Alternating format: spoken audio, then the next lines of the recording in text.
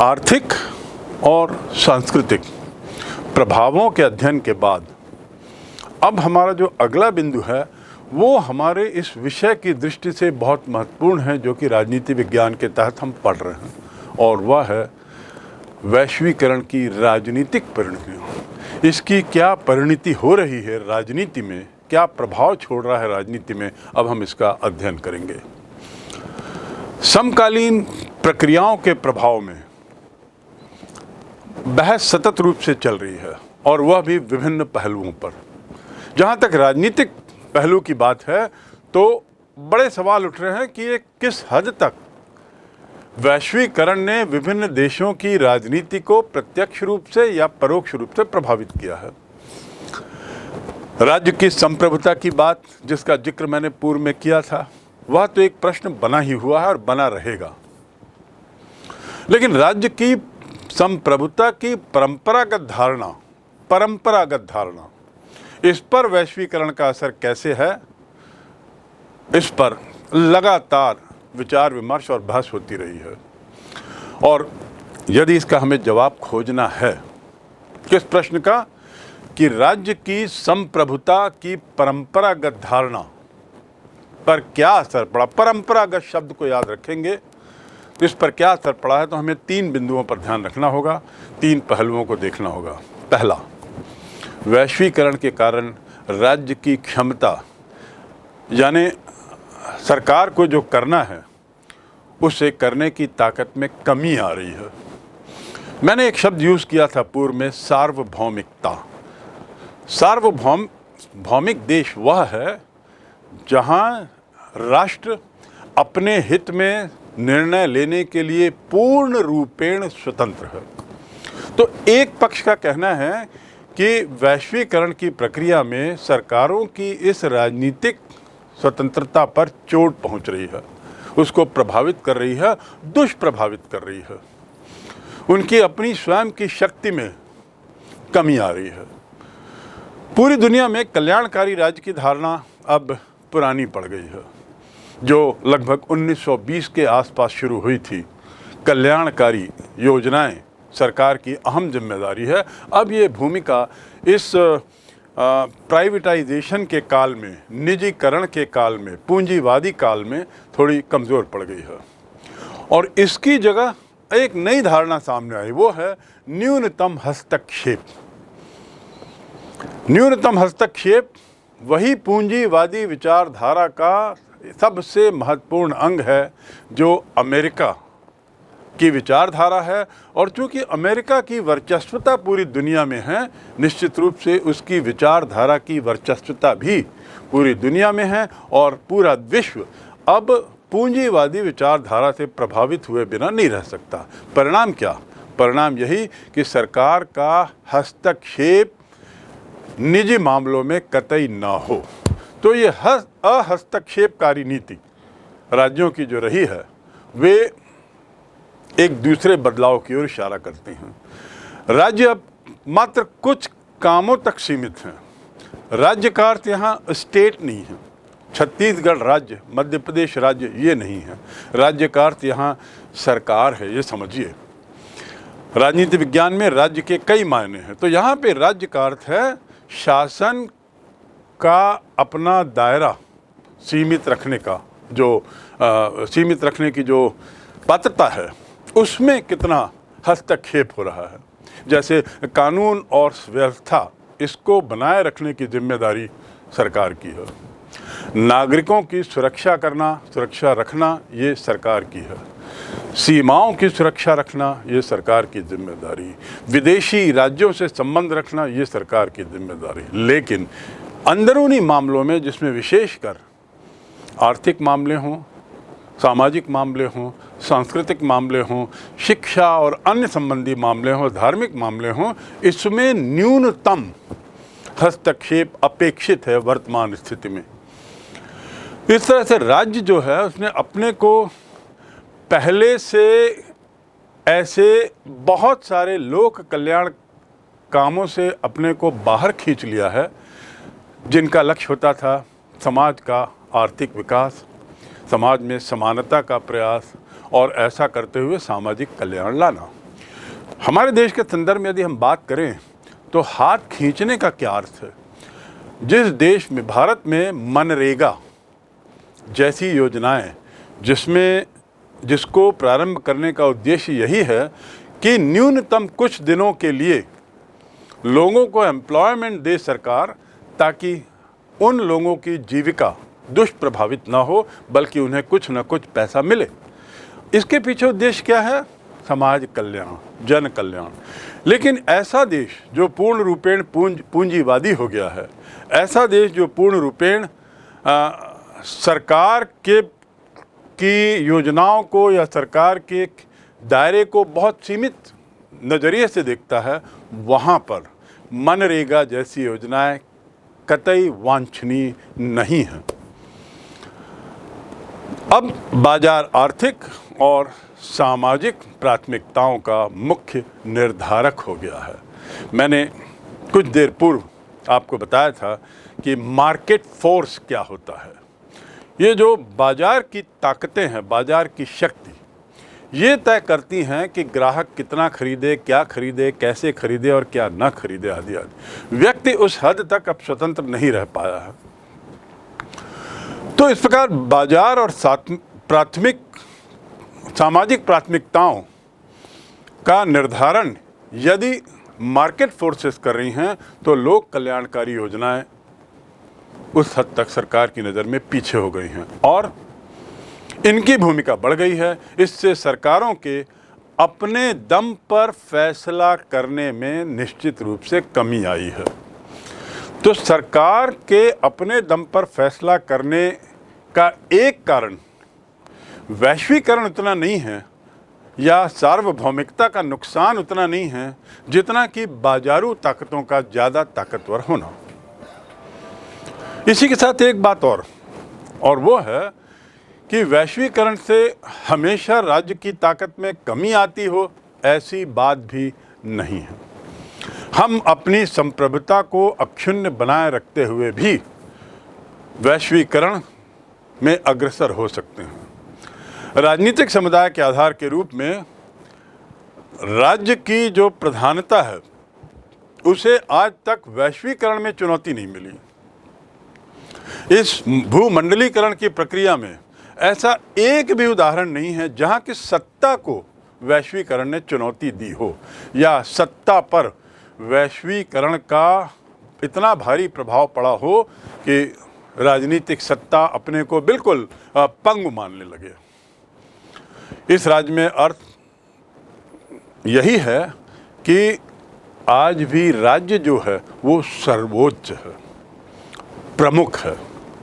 विश्व की राजनीति में अब भी विभिन्न देशों के बीच जो ईर्ष्या है, पुरानी प्रतिद्वंदिता है, पुराना इतिहास जो है, उसका प्रभाव बना हुआ है, उसका दखल बना हुआ है।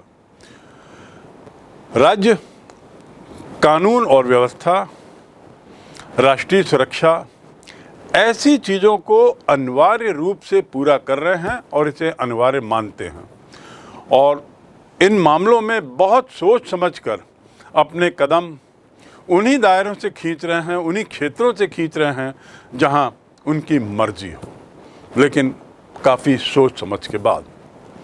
कहने का तात्पर्य कि राज्य आज भी उतने ही महत्वपूर्ण हैं जितने पूर्व में थे, जब देश एक दूसरे के बीच प्रतिद्वंदिता करते थे, चाहे वो क्षेत्रीय मामले में प्रतिद्वंदिता हो, चाहे किसी अन्य क्षेत्र में हो, पर राज्य की अहमियत आज भी बरकरार है।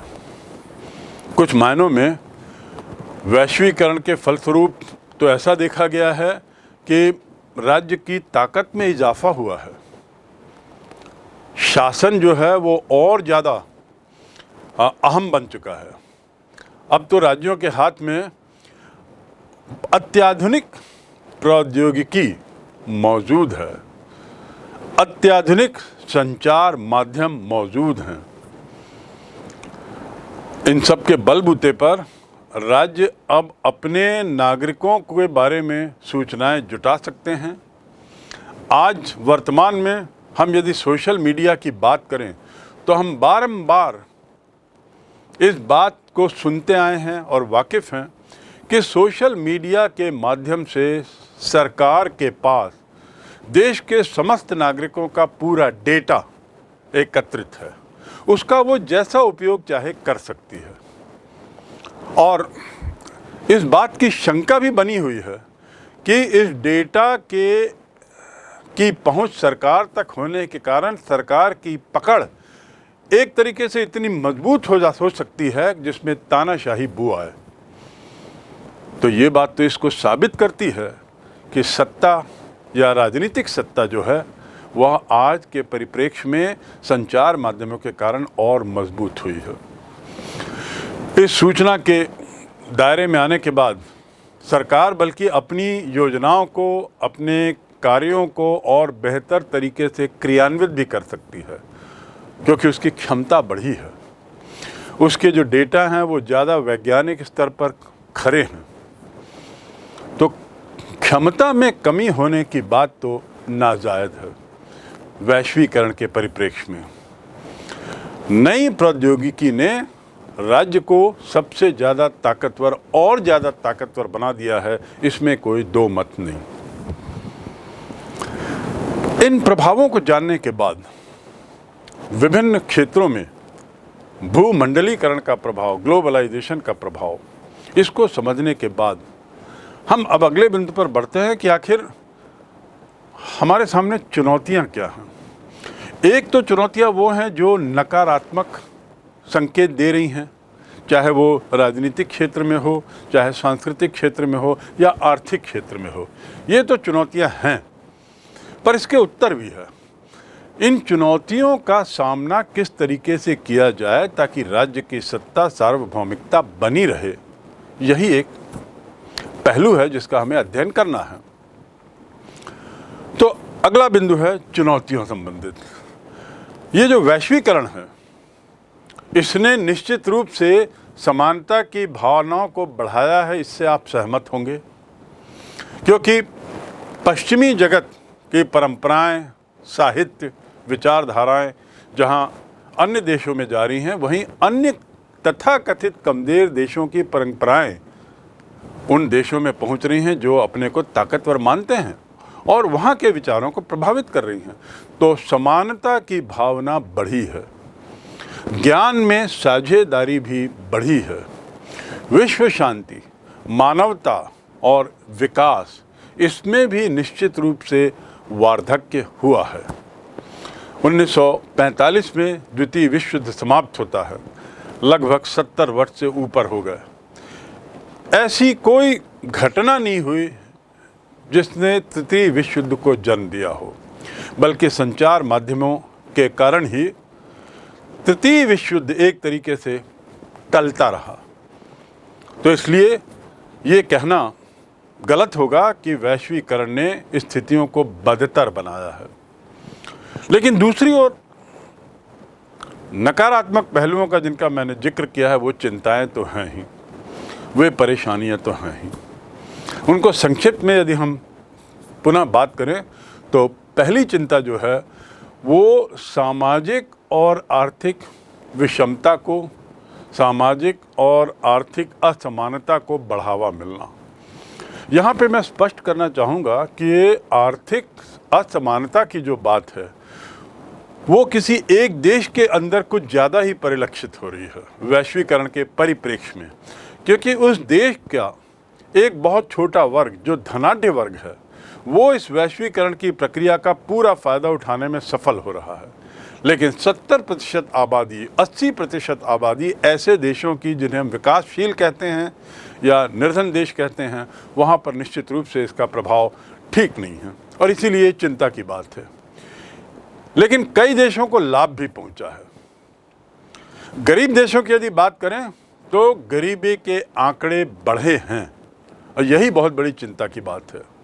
80% देशों में प्रति व्यक्ति आय अभी न्यूनतम स्तर पर है। इतने ज़्यादा वैश्वीकरण के बावजूद, और बल्कि ये देखा गया है कि जो आय है उसका अधिकतर हिस्सा दिनों दिन उस सीमित लोगों को ही जा रहा है जिन्हें हम धनाढ्य वर्ग मानते हैं। इस प्रकार इसमें कोई दो मत नहीं कि आर्थिक और सामाजिक विषमता बढ़ी है।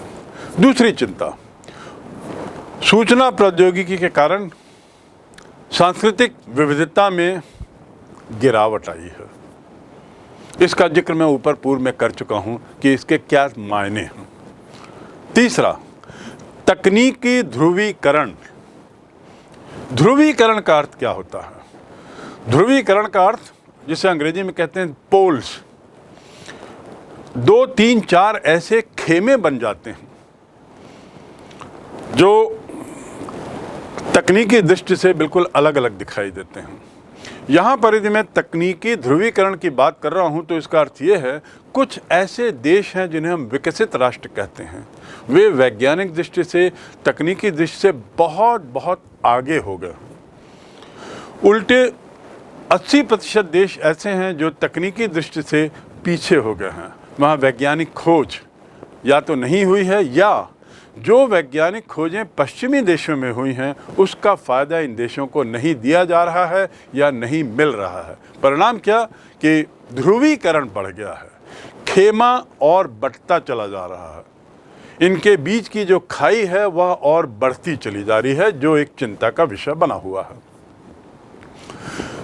अगली चिंता जो है वो है इसी के मद्देनज़र कि विकसित और विकासशील देश, इनके बीच जो पर्यावरण संरक्षण को लेकर जो बात उठी है उस पर बार बार टकराव हो रहा है, उस पर बार बार विवाद हो रहा है। ये पर्यावरण की समस्या को लेकर जो विवाद है वो इतना गहरा गया है कि सभी तरह की कॉन्फ्रेंसेस, मीटिंग्स और प्लेटफॉर्म्स पे जो सम्मेलन हो रहे हैं उसका कोई सकारात्मक परिणाम नहीं निकल पा रहा है। पर्यावरण की समस्या विकसित और विकासशील देश के बीच में कितनी गहरी और क्यों है, और क्यों इसका हल नहीं निकाला जा सका है, उसके बारे में किसी अन्य अध्याय में हमने अध्ययन किया है। लेकिन यहाँ ये जान लें कि पर्यावरण को लेकर विकसित देश जहाँ विकासशील देशों को दोषी मानते हैं, वहीं विकासशील देश इसके लिए विकसित देशों को दोषी मानते हुए उनसे ज़्यादा भरपाई मांगते हैं। और इसी भरपाई के मुद्दे को लेकर विश्व 2 भागों में बंट चुका है और समस्या और गहराते जा रही है। अगली चुनौती पर्यावरण के अलावा स्वास्थ्य सुविधाओं संबंधी। पूरा ध्यान जो है वैश्वीकरण की प्रक्रिया में आर्थिक संपन्नता, जिसे मैं तथाकथित आर्थिक संपन्नता कहूँगा, उसकी ओर चला गया है। और इस आर्थिक संपन्नता में जो आधारभूत जो ढांचे में जो ज़रूरत हैं, जैसे स्वास्थ्य या शिक्षा, इस पर ध्यान कम और कम और कम होता जा रहा है। स्वास्थ्य सुविधाओं का कोई विशेष विस्तार इन 80% देशों में जहां अधिकतर जनसंख्या रहती है वहां पर नहीं देखा गया है। तो इस प्रकार हम कह सकते हैं कि ये चुनौतियां वैश्वीकरण की आज मुंह बाय खड़ी। इस प्रकार वैश्वीकरण से होने वाली या वैश्वीकरण से मिलने वाली चुनौतियां यहीं समाप्त नहीं होती। पर्यावरण संबंधी चुनौती सबसे अहम है उन चुनौतियों में जिनका मैंने अभी तक जिक्र किया है, लेकिन इसके अलावा कुछ और परेशानियां हैं जो आने वाले विश्व को झेलनी है, और वैश्वीकरण से एक ऐसा रास्ता निकालना है जिनसे इन चुनौतियों के प्रभाव को, दुष्प्रभाव को रोका जा सके। आखिर वे क्या हैं? एक नई संस्कृति सामने आ रही है। आप आज के समाज में पाएंगे कि तथाकथित आधुनिकीकरण के नाम पर जो पाश्चात्यीकरण हो रहा है उसका प्रभाव विभिन्न समाज के वर्गों पर क्या पड़ रहा है, और इसका कारण है मशीनवादी संस्कृति का आना। ऐसी संस्कृति जो पूरी तरह मशीन पर आधारित हो और जिसका मशीनीकरण हो गया हो। ऐसी संस्कृति जो विविधता को समाहित ना करते हुए पूरे विश्व में छाने का प्रयास कर रही है, जिसे हम कह सकते हैं मशीनवादी संस्कृति। परंपरावादी संस्कृति अपने देश की अपनी क्षेत्रीय संस्कृतियाँ ये सब दरकिनार होती नज़र आ रही हैं। तो ये बढ़ती हुई मशीनवादी संस्कृति एक बहुत बड़ी चुनौती है। अगला है अर्थनीति और राजनीति। चाणक्य के अर्थशास्त्र की यदि हम बात करें, जो उसकी प्रसिद्ध पुस्तक है, उस पुस्तक का शीर्षक अर्थशास्त्र, लेकिन उस पुस्तक में राजनीति और आर्थिक मुद्दों को बिल्कुल एक नज़रिए से देखते हुए, बिल्कुल एक अंग के रूप में देखते हुए विवरण किया गया है। आज के परिप्रेक्ष्य में वैश्वीकरण का दुष्प्रभाव ये है कि अर्थनीति और राजनीति दोनों अलग अलग कंपार्टमेंट बन चले हैं। और ऐसा ही नहीं हुआ है, बल्कि एक तरीके से दोनों विरोधाभासी हो गए हैं। इससे परिणाम स्वरूप राजनीतिक सत्ता और निजी जो वाद है, पूंजीवाद, इसके बीच में टकराव बहुत बढ़ते जा रहा है, विवाद बढ़ते चला जा रहा है। इससे एक देश में नए संकट, नए टकराव पैदा हो रहे हैं। पूंजीवादी व्यवस्था में धनाढ्य वर्ग के लोग शासन को चुनौती दे रहे हैं, उनकी राजनीति को चुनौती दे रहे हैं, और राजनीतिक सत्ता इन पूंजीवादों के मुट्ठी में एक तरीके से समा गई है। ये बढ़ती चुनौती एक बहुत बड़ी चिंता का विषय है। अगली समस्या, अगली चुनौती बहुराष्ट्रीय कंपनियों से जुड़ी हुई है। बहुराष्ट्रीय कंपनियां अर्थात अंग्रेजी में जिसे मल्टीनेशनल्स कहते हैं, जिसका मैंने जिक्र पूर्व में किया, अमेज़ॉन, फ्लिपकार्ट या ऑटोमोबाइल इंडस्ट्रीज़ या बहुत सारी टेक्सटाइल इंडस्ट्रीज़ जो अंतर्राष्ट्रीय स्तर पर जो फैली हुई हैं, इनका दुष्प्रभाव बिल्कुल परिलक्षित है, स्पष्ट रूप से दिखाई दे रहा है। इसके अलावा विशिष्ट आर्थिक क्षेत्र की जो परिकल्पना की गई थी, जिसे अंग्रेजी में कहते हैं special economic zone, SEZ, special economic zone और बहुराष्ट्रीय कंपनियां, ये पूरे विश्व में जो अपना जाल बिछा रही हैं, एक तरीके से शासन को, सत्ता को, वहाँ की राजनीति को लगातार प्रभावित कर रही हैं। और ऐसा ही नहीं, उस क्षेत्र में जो किसान हैं वे भूमि से बेदखल किए जा रहे हैं, उन पर कब्जा हो रहा है और उनका शोषण हो रहा है। ज़मीन लेते समय बहुराष्ट्रीय कंपनियां या स्पेशल इकोनॉमिक जोन्स में कार्यरत कंपनियां इस बात का वादा करती हैं कि किसानों को पर्याप्त इसके बदले जो मिलना चाहिए वो मिलेगा, लेकिन ऐसा शायद ही कहीं कमोबेश देखा जा रहा हो कि किसानों के साथ न्याय हो रहा है। किसानों के अन्याय के साथ साथ इसका असर निश्चित रूप से फसल उत्पादन पर भी तो पड़ेगा। अगली चुनौती देशी अर्थव्यवस्था को विश्व व्यापार में मिलाने की। जब देशी अर्थव्यवस्था को विश्व व्यापार से इंटीग्रेट करने का प्रयास होता है, तो सभी जगह ये देखा गया कि इन देशी उद्योग जो हैं, जिसे हम लघु उद्योग कह सकते हैं, इनका ह्रास हो रहा है, इनमें गिरावट आ रही है। जब भारत स्वतंत्र हुआ था तो तत्कालीन शासन लघु उद्योग पर बहुत जोर दे रहा था और उसने सोचा था कि लघु उद्योग के बल पर हम रोजगारी की समस्या का निराकरण करने में काफ़ी कुछ सफल होंगे। दुर्भाग्य से इस वैश्वीकरण ने लघु उद्योगों की संख्या को न सीमित ही नहीं किया, बल्कि एक तरीके से नष्ट कर दिया है। और लघु उद्योगों में मूल रूप से ग्रामीण उद्योग शामिल हैं और ऐसे उद्योग जिनका संबंध कला से हो, ये शामिल हैं। आज हम इन्हें लुप्त प्राय होते हुए देख रहे हैं। वैश्वीकरण का ये बहुत बड़ा दुष्परिणाम निश्चित रूप से स्पष्ट दृष्टिगोचर है।